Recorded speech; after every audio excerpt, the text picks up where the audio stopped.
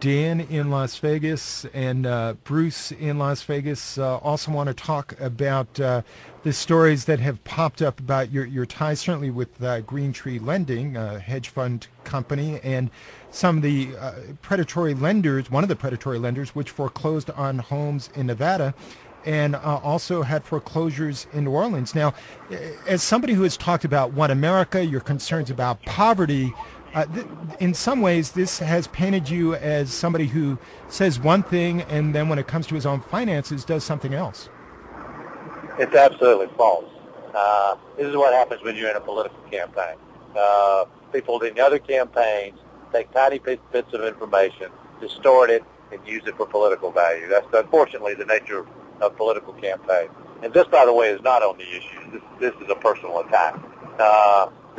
My answer to this is very simple. I've spent a huge part of my life fighting poverty in this country, and not just talking about it. I traveled the country to help raise the minimum wage in 6 states, including Nevada. I started a poverty center at the University of North Carolina at Chapel Hill. When we received information that there were people in New Orleans being foreclosed on, I went to New Orleans, met with them, set up a fund, including some money that I myself contributed, and raised money from others to set up a fund to provide them the help that they needed in these foreclosure actions. If you look at what I've spent my life doing, there's a very, very clear pattern. And I understand. It's an unfortunate reality of political campaigns that people engage in personal attack. This is the difference, by the way.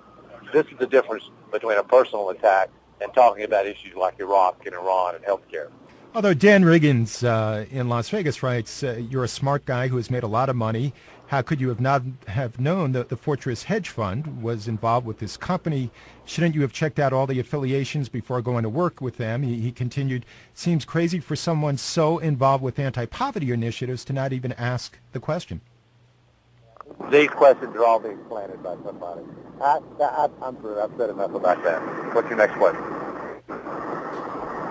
You talk, and just bear with me a second, because I'm going to reframe this a little bit, Senator Edwards, because you talk about your frustration with this and you see this as being personal. And at the same time, though, you've talked about Two Americas, you've talked about poverty and all the work that you do.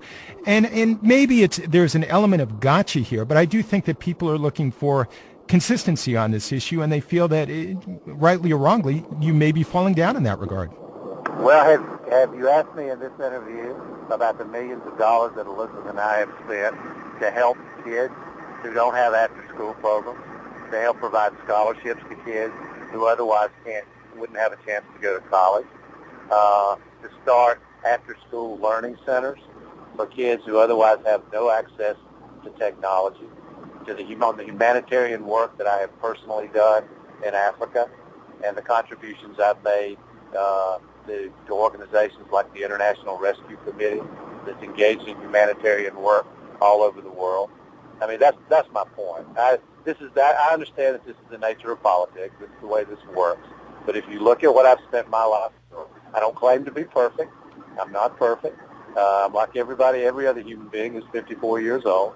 But if you look at what I've spent my time doing, I've devoted a huge part of my life to this cause. I care about it deeply, and I'll continue to do it after I'm President of the United States. Right. Along those lines, Tim in Las Vegas called in to say that if you've given back the money, if you've done the work that you've done in this regard, why is this even an issue?